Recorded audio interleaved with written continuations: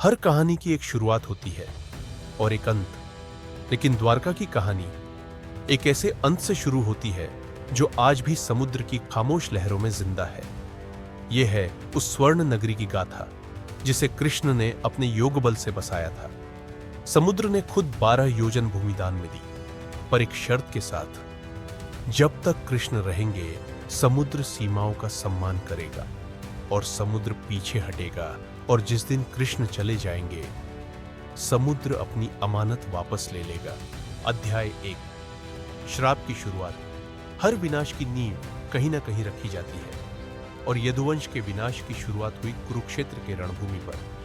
वो रणभूमि जहां धरती खून से भीग चुकी थी, रथों के पहिए दलदल में धंस चुके थे और आकाश अब भी युद्ध की गूंज से कांप रहा था। वहीं खड़ी थी गांधारी, एक मां जिसने अपने 100 पुत्र खो दिए थे। दर्द इतना गहरा कि आंसू भी अब शाप बन चुके थे। कांपती आवाज और आंखों में जलती हुई ज्वाला, उसने कृष्ण को श्राप दिया।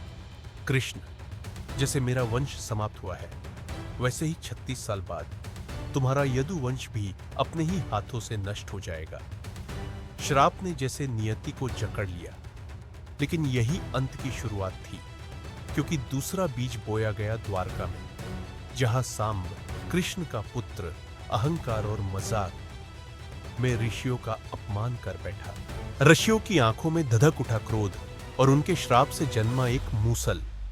साधारण सा दिखने वाला वो मूसल भविष्य में यदुवंश के लिए काल बनकर खड़ा होने वाला था। 2 श्राप, 2 अनदेखे धागे धीरे धीरे एक ऐसे जाल को बुन रहे थे जिससे बाहर निकलना असंभव था, और कृष्ण सब कुछ जानते हुए भी बस मुस्कुराते रहे, क्योंकि वो समझते थे समय का चक्र शुरू हो चुका है। अध्याय 2। अंतिम सूर्यास्त। और फिर 36 साल बाद वो दिन आया, वो आखिरी सूर्यास्त। प्रभास क्षेत्र का तट, जहां समुद्र की लहरें गवाह बनी। आसमान लालिमा से भर उठा, मानो प्रकृति भी किसी अनहोनी का संकेत दे रही हो। यादव, जो कभी अपने शौर्य के लिए जाने जाते थे, आज मदिरा और घमंड में डूबे हुए थे। बस एक छोटी सी बात ने चिंगारी का काम किया, और वो चिंगारी कुछ ही पलों में महाविनाश की आग बन गई। हंसी मजाक से शुरू हुई बहस अब चीखों और हथियारों की टकराहट में बदल चुकी थी। तभी समुद्र किनारे उगी श्रापित एर का घास यादवों के हाथों में शस्त्र बन गई, मानो खुद भाग्य उन्हें विनाश के रास्ते पर ले जा रहा हो। भाई ने भाई को मारा, पुत्र ने अपने ही पिता का रक्त बहाया। हर तरफ हाहाकार, हर तरफ खून। धरती कांप उठी, आसमान भी सन्नाटे में डूब गया, मानो स्वयं समय कह रहा हो, यह अंत अब तय है।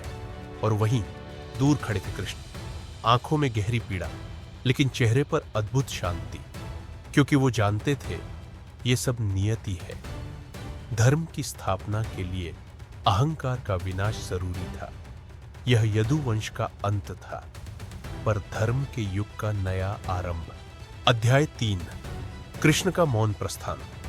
जब द्वारका का तट अपने ही रक्त से लाल हो उठा, जब हर ओर विनाश और चित्कार गूंज रही थी, तब कृष्ण ने समझ लिया उनकी लीला अब पूर्ण हो चुकी है।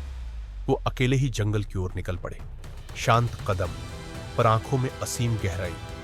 तभी एक शिकारी ने कृष्ण को हिरण समझकर बाण चला दिया, लेकिन वो बाण सिर्फ विदाई का बहाना था, क्योंकि जब कृष्ण ने अपनी आंखें बंद की तो ऐसा लगा मानो सृष्टि की धड़कन ही रुक गई हो। धरती मौन हो गई, आकाश थम गया और समय जैसे झुककर प्रणाम करने लगा। अध्याय 4। समुद्र का प्रतिशोध।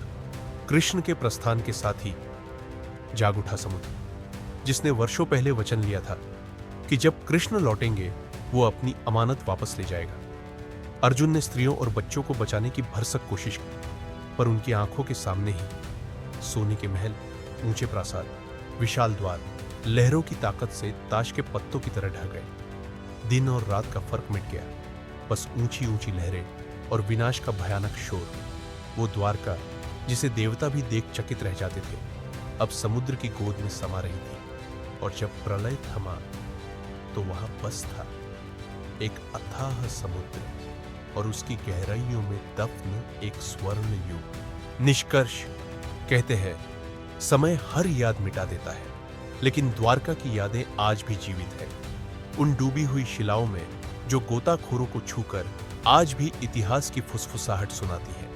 आज भी जब कोई उस तट पर खड़ा होता है तो लहरों के शोर में यादवों की चीखें सुनाई देती है, और उसी के साथ कहीं दूर से आती कृष्ण की बंसी की मधुर धुन मानो कह रही हो, हर अंत बस एक नई शुरुआत है।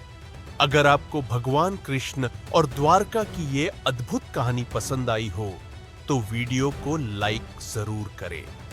ऐसी ही और रहस्यमयी व प्रेरणादायी कहानियां सुनने के लिए चैनल को सब्सक्राइब करना न भूलें।